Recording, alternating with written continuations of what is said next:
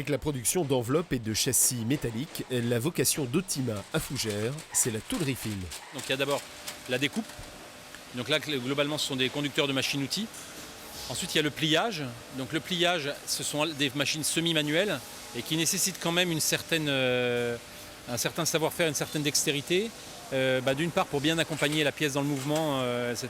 D'autre part, pour aussi anticiper et intégrer l'évolution de la matière parce qu'elle ne réagit jamais exactement toujours de la même façon, quoi. Pour réaliser ces châssis métalliques, il faut ensuite des soudeurs dans une discipline qualifiée dans le jargon industriel de procédé spécial. Le seul moyen de vérifier la qualité d'une soudure, c'est de chercher à la casser, ce qui évidemment est contre-indiqué. Et donc sur ce métier-là, ça nécessite d'autant plus de formation, d'expérience et puis de précaution sur les conditions opératoires.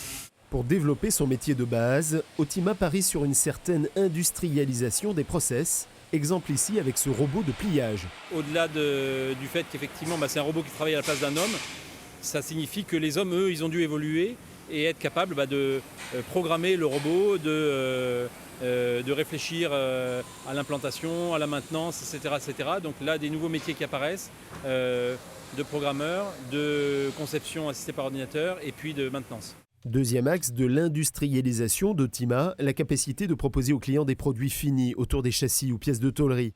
Des monnayeurs, des bornes de parking, des composteurs pour les billets de train, des radars autoroutiers, etc., etc. Interviennent là des métiers autour de l'électronique, du câblage, de l'informatique ou même de l'achat des pièces détachées. Ainsi, dans les domaines de la santé, du naval, de l'aéronautique ou comme ici du transport ferroviaire, Optima se positionne non plus comme sous-traitant, mais comme partenaire industriel. Nous sommes ceux qui les débarrassons des problématiques industrielles sur une grande partie de leurs produits. Lorsque vous construisez un train, évidemment que vous savez qu'il faut qu'il y ait des cloisons ou des plafonds pour faire votre train, mais si vous pouvez en entendre parler le moins possible, vous vous portez mieux. Et quelque part, nous, c'est ce qu'on a vocation à faire vis-à-vis de ce type de donneurs d'ordre. Bien sûr, les métiers du transport et de la logistique interviennent en fin de parcours, mais ils sont la fonction primordiale pour satisfaire un client toujours plus exigeant sur les délais et les conditions.